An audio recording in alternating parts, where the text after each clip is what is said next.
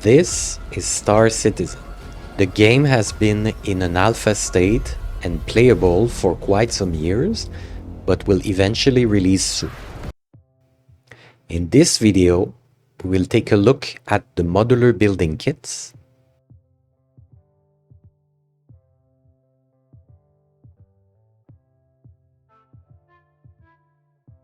we will take a look at some of their art tests so that we can better understand what matters to the team when hiring artists. And we will take a look at some amazing concept art that was used during production.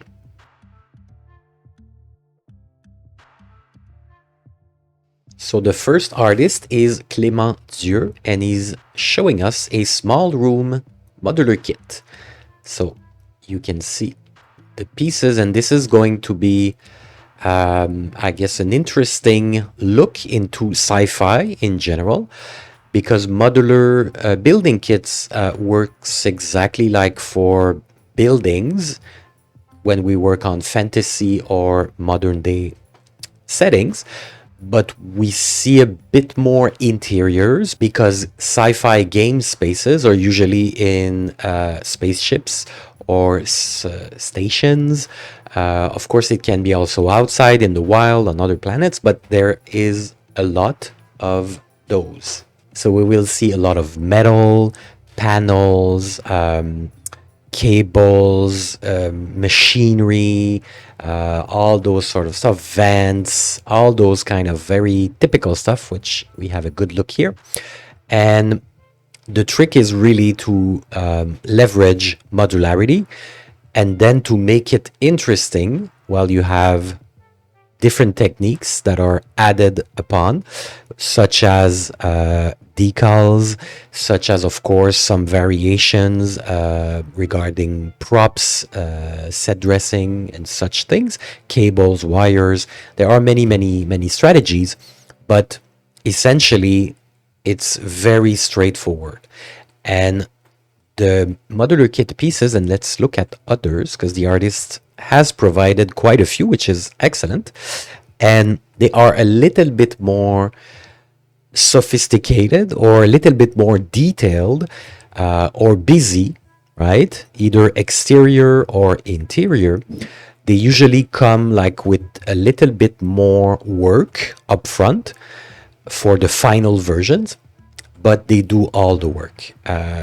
You usually don't have a ton of extra props. Of course, you may have crates, you may have different elements to set dress in the corridors, in the various environments, but usually a lot is integrated in those pieces. We have extra pieces here, extra exterior pieces, and there's also, of course, a lot of reused elements, right? Panels or really anything, pillars, whatever, they are reused from one piece to the other. And in this case, it can be stacked. So it is really the best example of leveraging the modularity and breaking repetition with different strategies, but the player accepts that many parts of the environment will be kind of repetitive. It is the nature of these environments, right? So we have another project showcased by the artist. This is landing pad control tower kit, and we can see it's exactly the same strategy. This one is on a larger scale, so it's a much bigger. And here you can see in the alpha, in actual gameplay, and really modularity is the key. Small to big assets, it will be used all over the place.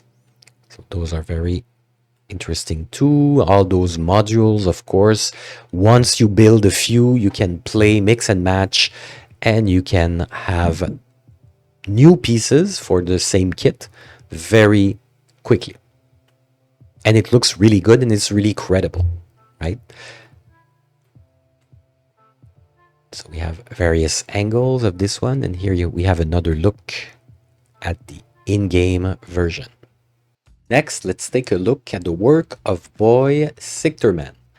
So this is the high-tech transit area, and the artist is saying that there was a lot of creative freedom, which is always appreciated, of course, and we can appreciate those gorgeous looking, let me zoom in, those gorgeous looking environments.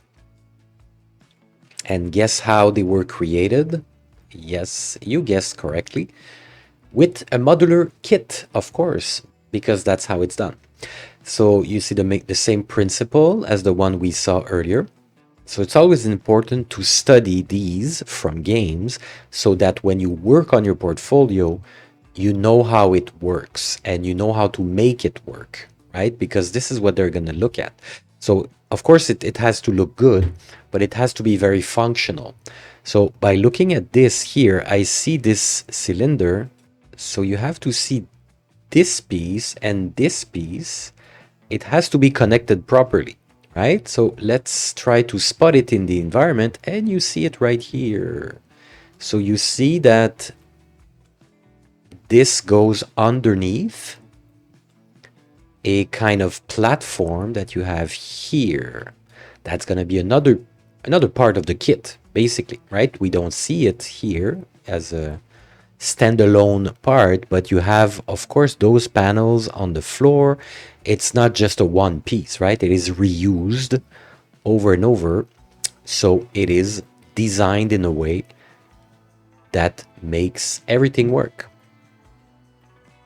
So it can get integrated easily, and it makes for a very highly user-friendly kit, which is what's the most important thing, right? And you can see it again here, and these pipes.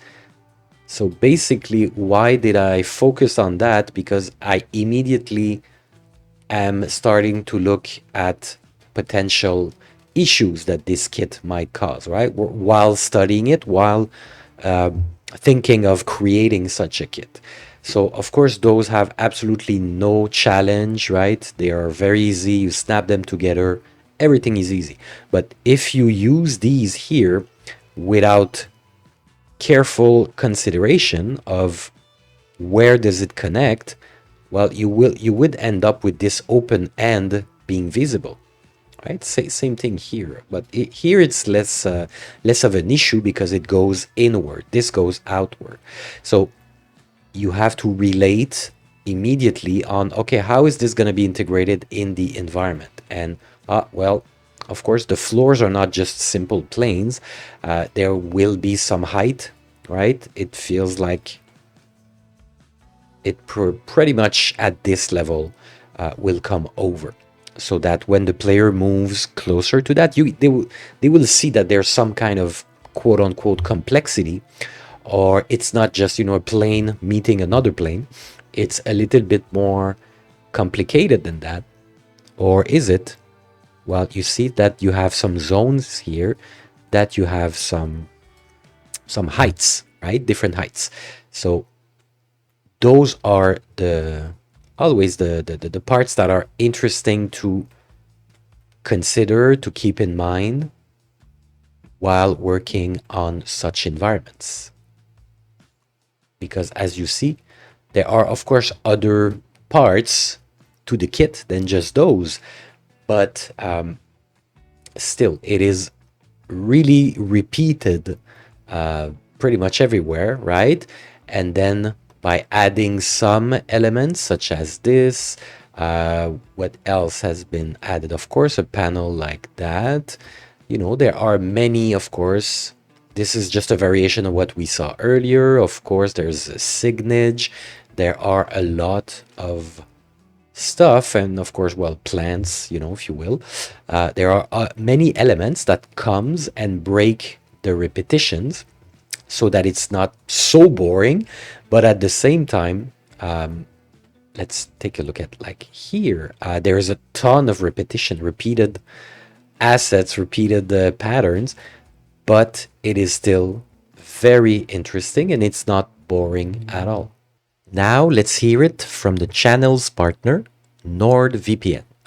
We have a great deal for you. 75% off and 3 months extra. Also with a 30-day money-back guarantee. Why choose NordVPN? Well, because it's the best VPN you can get. You can compare all the data here and you see that this is by far the best service you can get. Let's look at some of the features. So uninterrupted streaming. You will not get your videos to stop right in the middle like it happens without a VPN. This is not going to happen with NordVPN. Next generation encryption will keep your online data safe even on public Wi-Fi. Strict no-log policy. NordVPN will not be using your use bandwidth, traffic logs, IP addresses, or browsing data. Very easy to set up, literally only a few clicks and you'll be done. Alerts about leaked credentials. You will be notified if your accounts are in danger. One account, 10 devices. You'll have enough to connect everything in your household. It also comes with an anti-malware tool directly integrated called Threat Protection Pro. So that's a big bonus. You will also have access to thousands of ultra-fast VPN servers everywhere. Now, let's break down this offer. Those prices are in Canadian dollars, but you will see the prices in your country's currency, and the deal will be the same. This is what you should look for right here. So remember that you have a 30-day money-back guarantee. So you can try it out with peace of mind. NordVPN is a trusted company. And as you can see, you have from 73% to 75%. Of course, you have different plans. You can choose the one that suits your need. You see that there's not that much difference between the two bottom ones and the two top ones. It's also not a big leap from one to the other. So you choose whichever makes sense for you. So those prices are for the 2-year plans. If we look at the 1-year plans, it's also very good. You save from 60 to 69%, which is a lot. So you see the prices, still very reasonable, very good offer, and 3 extra months. And finally, let's look at the regular price. This is a great offer. You'll be able to browse the internet freely with peace of mind. You will have access to region-locked content, and you will save a lot of money. So don't wait, get the deal. And here we are very lucky that we have an art test shared by the same artist. So many lessons can be studied from this. So first of all, that was 2 weeks. So basically, the work relied heavily on custom normals and material reuse. All of the materials are instances with customizable parameters. And the unique details come from a combination of deferred decals and a trim texture. So let's look at the work first. So again, no surprise, this is a very typical interior sci-fi environment with great materials, with a very nice feel. Also, the lighting is actually really nicely done. And this is really meant to showcase like very specific techniques. And well, the artist worked at the studio, so he passed the test, right? So let's look at the breakdown, which is phenomenal. So this is the deferred decal material shared by all props. So it's basically an atlas, right? But a normal atlas that is used. It's basically, so there's one material that is common to basically everything. And then you have a trim material also used across the whole environment. You have some tileable materials of obviously metal and such type of materials, which are used on several parts. Same thing here, the same metal, the same deferred decal material, and the same trim sheet. Now we are introducing another material because there was really no way to create that effect, right? The vents. Let's look at it this way here. So this is obviously a specific material that was needed, but if you can see, the beauty of a deferred decal material is that you can use it on basically everything, and you do not need to bake any or very little of the assets. So here you can appreciate that the only baked objects of the scenes were these guys. So that's very interesting, a very cool detail. And to show that, and that was Unreal Engine 4. I don't have the exact date when was this submitted, but you know, Unreal Engine 4, so it's before 2020, 2021. That's a safe guess, right? It might be quite old, right? It might be 2014, 15. That's pretty much the earliest of usage of Unreal Engine 4, and it was used until well, by people, right? By people applying for jobs until 2021, I guess. Pretty much everybody adopted Unreal Engine 5 after that, right? So you have here the cool detail of having just those two elements being baked, and you have essentially an RGB mask here used to well, to have variation, edge wear, grime on certain parts. And you can see a simple material but very efficient. And here we can see some more. Again, the same combination, same materials, the same metal, the same trim, the same decal. And here you can see everything is customizable and easy to revisit. That is really the point of those techniques. Keep it simple, keep everything handy so that you can come back if need be months later, years later, and another artist can come and tweak and reuse those assets, change some parameters of the materials, and end up with something that doesn't look similar. So we are very lucky to have a complete breakdown of an art test, and we have to be thankful to the studio that allowed also the artists to publish these, because most of the time this is kind of I wouldn't say top secret, but under NDA, and you cannot publish your art tests. So let's recognize the open mind of the studio, and thank you to both the artist and the studio for allowing us to take a look at this. If you are interested in learning how to apply the techniques that we're covering while analyzing those games, I have created a course in which I show everything step by step. There are no time lapse, nothing is done off screen. I take the time to explain what we do and why we do it. I show best practices. And we are creating a small environment from A to Z.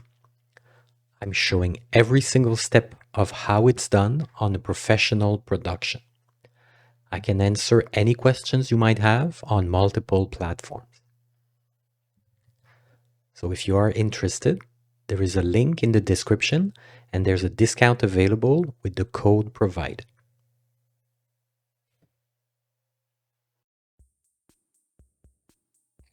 Here we have another art test by another artist, Stéphane Charret, and we will get to the breakdown in a minute, but we have a cool video before that. So here we are with the breakdown and a little bit of information. So the art test was done in 2 weeks also. The scene is built with tweakable materials and blueprints. He made parameters to play with the grunge, dirt amount, and edge wear. He's been using the weighted normals, trim sheet, and hard surface decals workflow. So that's a lot of information.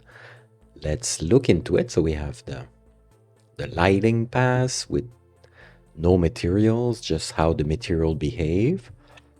Then we have the tileable materials. That's great. And here we have the breakdown of the geometry. So this is how the modular panels were assembled. You have a smaller wall, a longer wall, and that goes with those floor panels. You have the pod module, the pipes. I mean, you can see everything we have. You can see that the poly count is pretty reasonable. At the same time, well, it's the weighted normal workflow, so everything is smooth where it should be, right? And there's also many large surfaces and many assets that don't require that much geometry. So now we can see with the lighting and some fog and some effects, and that's really cool. We can see another shot right here. We have close-ups. That's good work. And the artist has been hired, so it was a positive test, right? A positive outcome of the test. And here, this is something I really like. So this is the trim, where you can see everything that was needed for large surfaces, for many surfaces actually. And with the grid using opacity, where this is where you get these guys here. So amazing work. And we have seen the grunge being applied with vertex painting in the video. So now onto the work of Philip Howlett, who worked on the Retaliator Bomber. So this is more specifically the interior, but the artist is saying that also he has worked on the exterior. So we can see. I also worked on the lighting. So it's always interesting to see from one studio to the other how the team is structured and how the pipeline is structured. In many studios, lighting is for lighting artists or tech artists, but mostly lighting artists. And in some other studio, environment artists are actually working on the lighting. And I'm not talking about just the general feel and how it looks. Lighting art is pretty much all about optimization because lighting is costly. So it's not just that it looks good. That's like half the job, if not less. It's really how it runs in the engine, how it interacts with all the materials and fixing problems, right? So it's fascinating and it is extremely interesting. But it's like it's a job in itself. That's why I'm always surprised when I see that some artists are basically double tasking as environment artists and lighting artists. So that's fascinating. So I like to put those side to side because this is the same room and we can see and appreciate how it was built. You can see that some corners actually have quite a bit of geo. It's pretty smooth, but that doesn't cost much. And you can see the tri-fanning also, that technique, so that you have smooth corners and you have way less segments. Not all the segments have edge loops all around, just the ones who really need it, right? Everything else here is tri-fans, triangulated in a shape of a fan, basically, right? So everything ends up and it's supplied everywhere, right? So this is how you have very smooth. Let's go see the final version. Very smooth. And I think it was very important, especially with reflective metal. Everything had to be quite smooth. And you can really afford it because, you have very large surfaces with basically no geo, right? Very little geo on some sides. Here, well, a little bit more was needed to accommodate. I mean, this is where people would walk. So you see, you need kind of a dirt blend material with the actual rubber carpet, not carpet, but surface. And you can see very large areas with little geo and some small areas with lots of geo. So it's really where it's needed, right? So this is really the basis of optimization. There is way more that goes into it, but essentially that's really what this is all about. And you can see here, you have to appreciate, again, it's the same principle applied. Where it bends, we want it, we don't see it here, unfortunately. Maybe we see it very well here. Where it bends, it has to look good. You don't want to see, 3 polygons, or even way more than 3 it wouldn't look smooth at all. And then in the middle, you have another material applied, like for grips, right?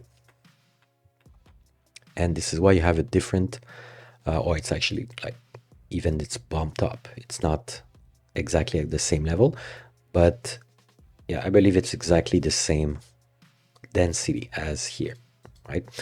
So this is always full of information, and so many students, graduate, young artists have a lot of questions. What should be the poly count of this? What should be the poly count of that?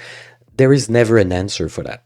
It's never you should have 3,000 or 2,000. Of course, some people can answer, and by experience, when it's been how many years that someone is doing, let's say specifically sci-fi, specifically those kind of panels of doors or whatever, yes, an answer can be provided, but it's also always depending, right? In some cases, you could not afford that many segments here. There would need to be another thing come, like we couldn't afford that. But in this case, they could, and they did, right? So there's no one answer, basically one size fits all. It always depends. There are, of course, guidelines and rules, but it's pretty much case by case. From the same artist, the Starfarer. So basically, the artist was responsible for pretty much everything: modeling, texturing, shaders, lighting, technical setup, which probably is not so easy, because you have probably some animation, some VFX, some stuff going on with moving parts and these kind of things. Of course, some other parts were done by another artist. The turrets, I mean, not, this is a big deal. Like, this is a freaking big ship. It would be very surprising that only one person did absolutely everything. But as far as creating most of it, it was the responsibility of the artist. And you see how big it is, and that's really nice. Very nice presentation with different lightings, and you can see the sunlight interacting with the material. So that's really, really good. You can see it here from this angle. Very nice. Some close-ups. Lots of details. Very interesting. And again, this is a very, very large surface. The texturing is very interesting. Also very, very consistent, very well made.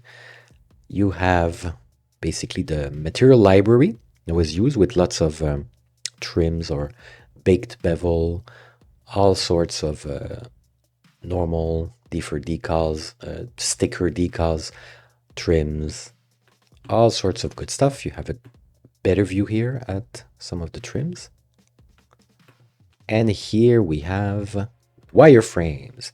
So just before I get into the wireframes, I want to show this trim, which is beautiful, and which is something you have to be showing if you are applying to a studio that does sci-fi. Okay, there are, of course, many different roles for artists in such a studio, but basically, like, you can't go wrong, and I believe this is a must, whether it's for environment, vehicles, or I wouldn't say weapon. It's probably very different for weapon, but environments. A general role of 3D.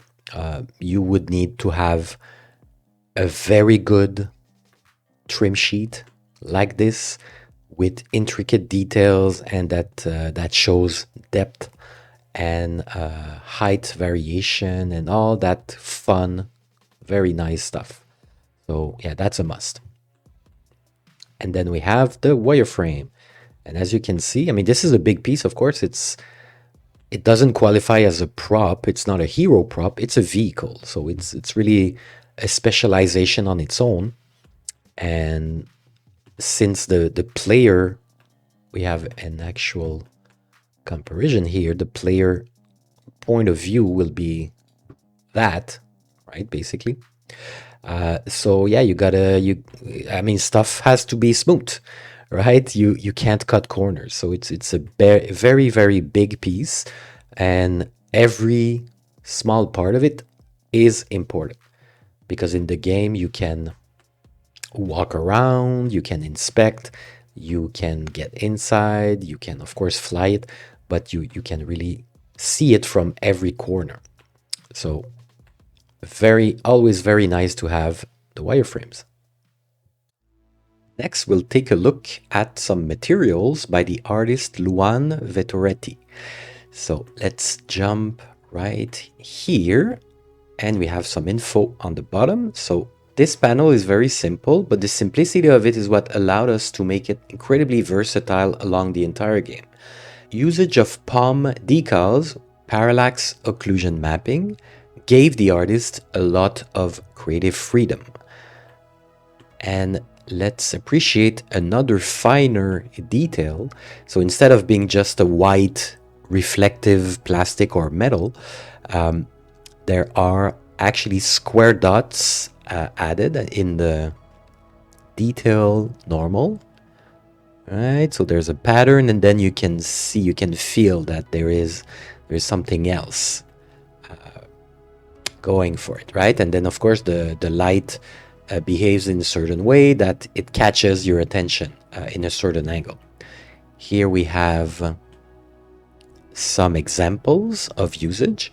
So of course from a distance, it's the typical, large surface in sci-fi, which is mostly one color, but of course it has some variations and some level of wear and tear.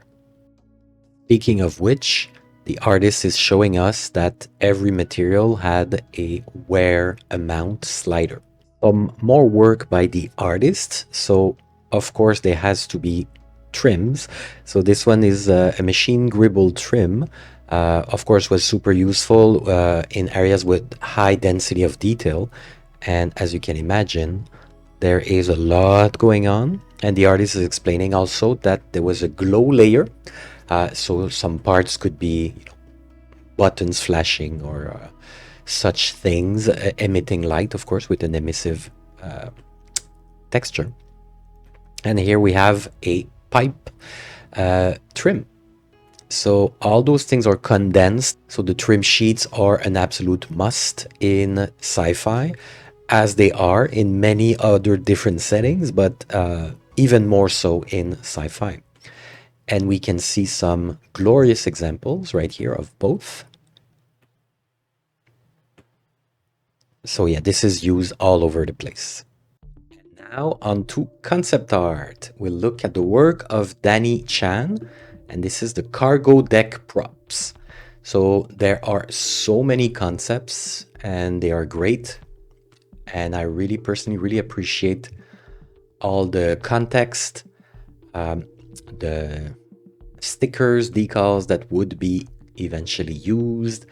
You can see one side, the other, back and front. It's really great work and makes the life of the team doing those in 3D so much easier. The material artists also have quite a bit of info, and I'm going quite fast, not to disrespect the work of the artist because there's so much info and details, but there is so much stuff to look into, and a lot of I would say different types, some functional information on how those things would be assembled, so how it would all make sense. That's just amazing stuff, and empty and full. So you have so much info. You have always the characters for size reference, and you see different view, front view, side view, orthographic views, perspective views. That's just so great, and like the dream of any team to work with such detailed concept art. And here you can see all the iterations. So this is like one of the many things that AI doesn't do. So yes, I know people who are into AI generative image with Midjourney or Leonardo or whichever software. It does great things for hobbyists and for people just basically playing around. It's fantastic, it's fun. But what you have to understand, and also what investors should really understand, is that it does not replace concept artists. It does not. I'm not just saying because I'm not a concept artist, but it's not just because I'm a dev. This is what a production needs. And I know from the exterior, some people might say, oh, but you know, with Midjourney, I just do variations, or whatever. That's not the same. Okay, those are not random variations. In many cases, those are directed iterations. Like an art director would have suggested, hey, can you show me a version with this here on top, or with that, or can you make it this way, or whatever, right? It can come from the concept artist who is proposing many different versions, but it can also be iterations on the first concept here, as you can see, which is quite simple. And then ideas were thrown around, and we wanted and we needed to see those ideas.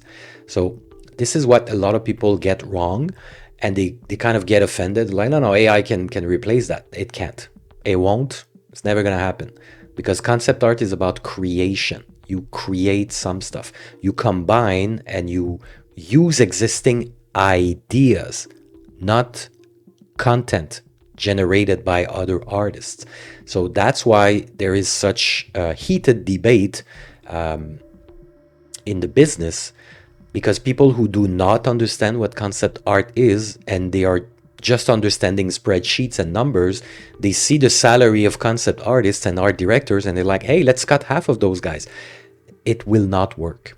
And this is one of the reasons why the industry is in such a turmoil, because so many people with money are pushing for AI because they only see their benefit. And you know, honestly, if it was possible, I would say, well, you know, it's sad, but go ahead. Like, you're gonna save a lot of money, except you won't. What's happening in studios today is they're losing a lot of time, wasting a lot of time, losing a lot of money, because none of the AI generated stuff makes any sense for game production. It might for other type of projects, I don't know, but for iterations, which is what's important for game development, we do not get that. And then artists have to paint over and basically do the job over. Maybe it speeds up 5 or 10% of the process, but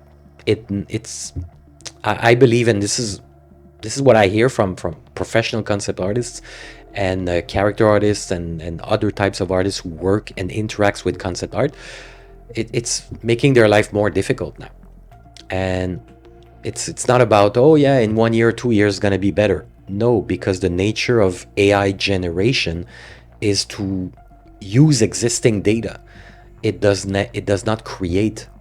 It's not able to create, right? So that was my 2 cents on AI for this video. More to come. I have nothing against AI in many other fields of activity, and you know, as a game developer, I wish AI would take over a lot of Jira tasks and all of those, let's call them paperwork kind of stuff, which is very important too, right? We need to work as a big team. So yeah, we need to use those tools, and AI, I believe, can help.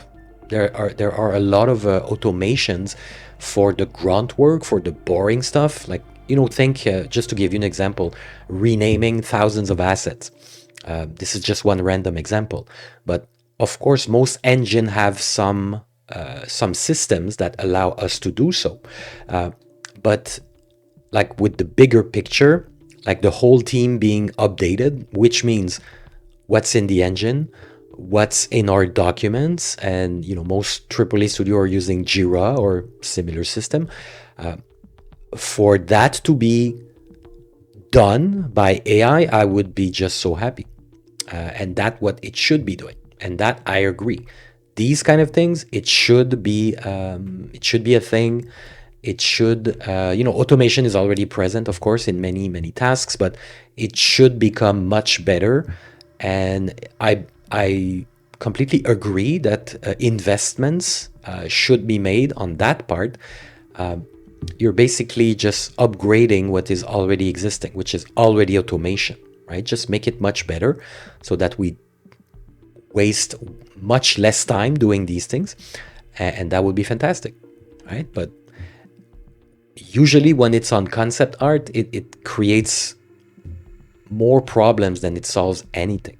So that's why you will probably never hear an artist say, "Oh yeah, just go ahead. It's really really good in our pipeline. It really helps," because it doesn't, right? There's a reason. It's not we're not militants, like political anti AI militants. Like if it helps, go ahead. But the problem is that it really does not help, and it basically creates more work. So I'm going over some amazing concept art, by the way, which was not done by AI, which was done by a concept artist, which is the same artist as the first project. And you can see all of the very critical information that is included, which is just fantastic. So I'm going quite quickly over everything. I'm not a concept artist myself. I'm not qualified to get into much details. I'm just a dev that works with concept art and concept artists, of course. And I'm just, showing off amazing work. I really like when you have all the functionalities, explanation about how the things should work. I think this is really the best level of production concept art. So this is from the artist, and as you can see, it looks like it's in Blender, and it's basically to show off the pieces, the kits, and having a preview of the assets before it gets into the engine. Now, still by the same artist, let's go over the Grim Hex and Space Station hospitals. So again, there is so much, and I really like how it's presented. Like this is a language, right? This is communication, by the way. This is mostly, of course, for concept artists. But when you apply for jobs and it says communication skills, etc., are needed, and excellent communication skills, it does not mean that you talk well or that you can explain stuff well. I mean, it does, but not only, right? This is communication. An artist that is able to provide that level of intricate detail, and see, this is communication. This is very clear communication. You work on a team with people from all over the world, and for most of them, English is not their first language, and everything will be clear. Like there are so many questions here that will never be asked because they are already answered, right? So that is true for all of us. And here, this channel is a little bit more focused on environment and level art, material textures, and everything that goes around the environment creation. But it really is true for all the roles: animation, tech art, lighting. Communication through the documents is absolutely crucial, right? In this case, it's done phenomenally well. So props to the artist. It's really, really good. And I'm going fast here because I really like to show this one. This is really, really cool. You see, again, some iterations of the exact design of the facade. And For some it might look like, well, just pick one and go ahead, right? But those are carefully chosen by the art directors, by other people also, but mainly art directors, and for specific reasons. And of course, when you play a game and everything has been chosen, you're like, yeah, I mean, that was obvious. But it was not so obvious during production, right? There were many reasons and potentially constraints as to why choose one over the other. And to me, this is always going to be fascinating. I love seeing iterations. I love seeing ideas, visual ideas, and especially when it's presented and communicated this way, it's just perfect. Next concept artist is Shang Lam, and I'm gonna jump straight to another section. There is a lot of concept art from this artist, and I just wanted to showcase some of it. I'll take just like a minute to showcase some of this project because it's just glorious. But there is so much work at different stage of the production. You can see some 3D, you can see sketches, you can see basically final concept art also. It's just fantastic work. And it's a lot of work that the artist made available. So thank you very much to the artist, to the studio also, for allowing the artists to be able to share. There is so much great stuff. And here's some other extra stuff for like other projects. Basically, this is an art dump and everything is just so great. There is a ton of other concept art that I don't have time to show because I don't want the video to run for too long. But let me zoom back. I will make the board available very soon and you'll be able to navigate and enjoy, take your time and check everything. So please leave a like, hype the video if you can, leave a comment. You might have some suggestion for the games to come on the channel or any other ideas. I'm always listening to your feedback. So see you very soon with another breakdown. Shout out to the members of the channel, and you are all welcome to join. Additional perks will be added very soon.